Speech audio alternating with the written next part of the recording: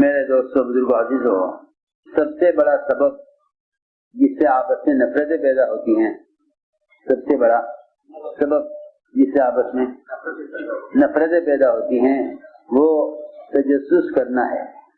کسی مسلمان کے عیب کا کہ دیکھنے کا ارادہ کرنا ہی نفرتیں شروع کر دیتا ہے، اس لیے کہ جس مسلمان کو تم عیب دیکھنا چاہو گے، جس مسلمان کو تم عیب دیکھنا چاہو گے، یہ تجسس کرنا اس کے دل میں دیکھنے والے کی نفرت پیدا کر دے گا۔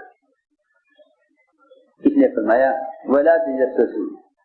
تجسس کیوں ہوتا ہے؟ تجسس ہوتا ہے بدگمانی کی وجہ سے۔ بدگمانی ہوتی ہے شیاطین کے وساوس سے، بدگمانی ہوتی ہے شیاطین کے وساوس سے۔ شیطان بدگمانی پیدا کرتا ہے ایمان والوں کے دلوں میں، ایمان والوں کی طرف سے، پھر آدمی بدگمانی پر عیب جوئی کرتا ہے، عیب تلاش کرتا ہے۔ اس نے فرمایا ولا تجسسوا کہ مسلمان کے عیب تلاش مت کرو۔ کسی کا مسلمان کے عیب کا تلاش کرنا سب سے زیادہ آپس میں نفرتیں پیدا کرتا ہے، آپس میں نفرتیں پیدا کرتا ہے۔ اس لیے کسی مسلمان کے عیب کو دیکھ کر ایسے ہو جاؤ گویا تم نے دیکھا ہی نہیں ہے۔ کسی دوسرے کو خبر کرنا تو بہت دور کی بات ہے، خود اپنے بارے میں بھی اس کا حکم ہے کہ ایسے ہو جاؤ گویا تم نے دیکھا نہیں ہے۔ کسی مسلمان کے عیب کو دیکھ کر دوسرے کو خبر کرنا ایسا ہے جیسا کسی سونے والے آدمی کا صدر کھلا ہوا ہو اور آپ لوگوں کو بلا کر صدر دکھلائیں، کیونکہ سونے والا تو بے خبر ہے، اس کو صدر کھلا ہوا ہے، وہ سو رہا ہے۔ امت میں اگر عیوب اور گناہ ہیں تو امت غفلت کی وجہ سے گناہوں میں ہے۔ جس طرح سونے والا غفلت میں ہے، اس طرح گناہ کرنے والا بھی غفلت میں ہے۔ اس کا صدر کھل جانا اور بلا کر اس کا صدر کو دکھلائے تو یہ کتنی بے حیائی کی بات ہوگی کہ ایک آدمی تو اپنے صدر کے کھلنے سے غافل ہے اور مجبور ہے، سویا ہوا ہے، اور آپ اس کا صدر دوسرے کو دکھلائیں۔ اسی میں نے عرض کیا کسی مسلمان کا عیب کسی پر کھولنا کسی سونے والے آدمی کے کھلے ہوئے صدر کو بلا کر لوگوں کو دکھلانا ہے۔ اس لیے فرمایا کہ مسلمان کی عیب جوئی مت کرو۔ اگر تم لوگوں کے عیب تلاش کرو گے تو لوگ اس سے بڑھ کر تمہارے عیب تلاش کریں گے، اور کوئی مخلوق عیب سے خالی نہیں ہے، کوئی مخلوق عیب سے خالی نہیں ہے۔ آدمی عیب جوئی کیوں کرتا ہے؟ معلوم ہونا چاہیے کہ عیب جوئی کرنے والے کے اندر کبر اور عجب کی بیماری پیدا ہو چکی ہوتی ہے۔ عجب کی وجہ سے لوگ عیب جوئی کرتے ہیں، عجب کی وجہ سے لوگ عیب جوئی کرتے ہیں، کیونکہ جس کے اندر عجب پیدا ہو جائے گا وہ اپنے آپ کو دوسروں سے بہتر سمجھے گا اور دوسروں کو اپنے سے کمتر ثابت کرنے کے لیے لوگوں کے عیب تلاش کرے گا۔ یہ اصل وجہ ہے تجسس لوگ کیوں کرتے ہیں، دوسروں کو اپنے سے کمتر بنانے اور اپنے آپ کو دوسرے سے بہتر بنانے کے لیے لوگ تجسس کرتے ہیں۔ ایک دوسرے کی کمزوریاں تلاش کرنے میں پوری قوت لگا دیتے ہیں، پوری قوت لگا دیتے ہیں، اور یہ سمجھتے ہیں کہ اگر میں اس کا عیب ظاہر کر دیا تو لوگوں کے نزدیک یہ آدمی ذلیل ہو جائے گا اور میں لوگوں کے نزدیک عزیز ہو جاؤں گا۔ اس کوشش میں لوگ تجسس کرتے ہیں۔ حالانکہ جب کوئی شخص کسی مسلمان کا عیب تلاش کرنے کا ارادہ کرتا ہے تو وہ اس عیب کے ملنے سے پہلے ہی اللہ کی نظر میں گر جاتا ہے، عیب کو دیکھنے سے پہلے ہی اللہ کی نظر میں گر جاتا ہے۔ لوگ جب اللہ کی نظر میں گر گیا تو کسی مسلمان کی عیب جوئی کرنے سے اس کو عزت حاصل کیسے ہو جائے گی؟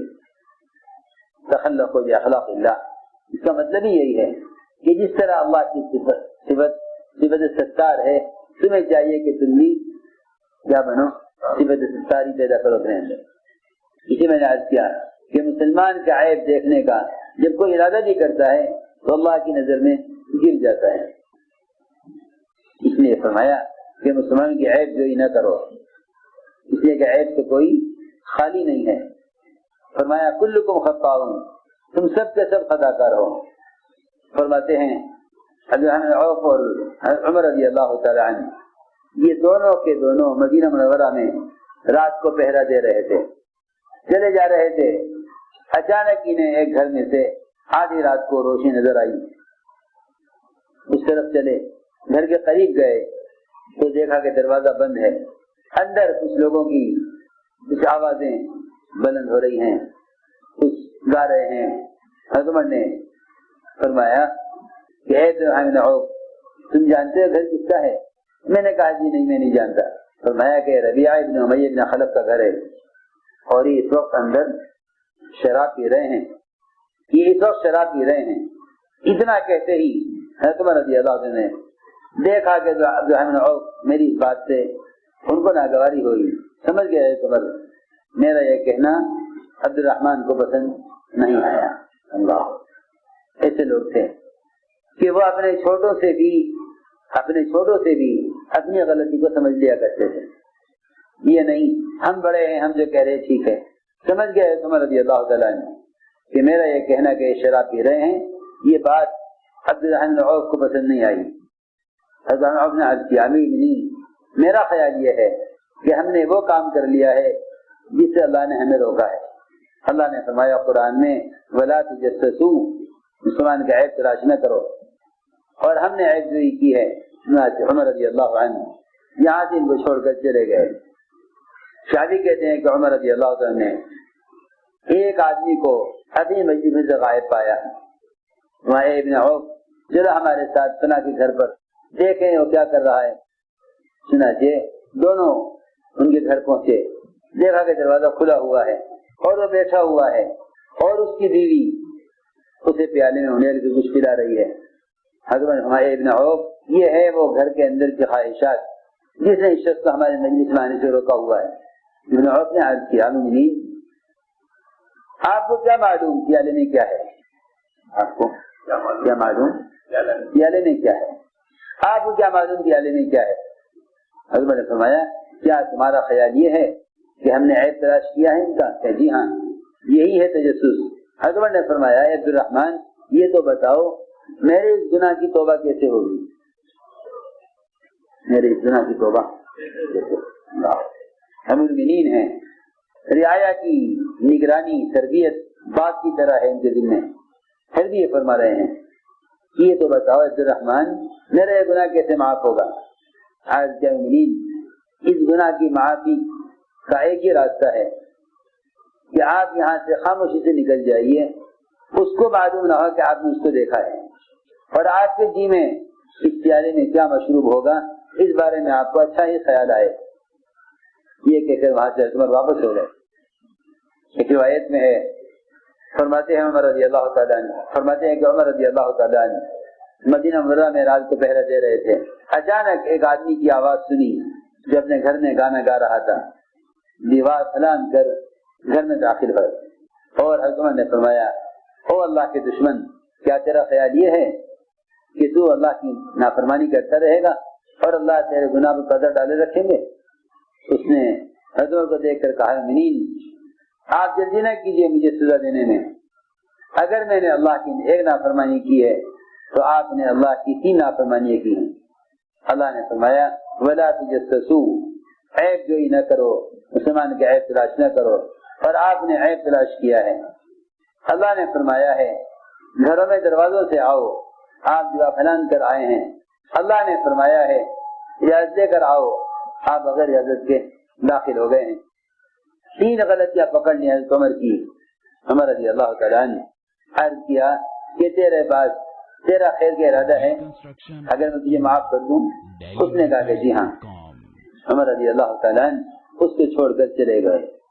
دیکھو دوستو عزیزو، اللہ رب العزت ان لوگوں کے ذریعے تربیت فرماتے ہیں، اللہ رب العزت ان لوگوں کے ذریعے تربیت فرماتے ہیں جو مسلمان کے عیب کو دیکھ کر چھپا لیتے ہیں، جو مسلمان کے عیب کو دوسروں پر ظاہر کرتے ہیں۔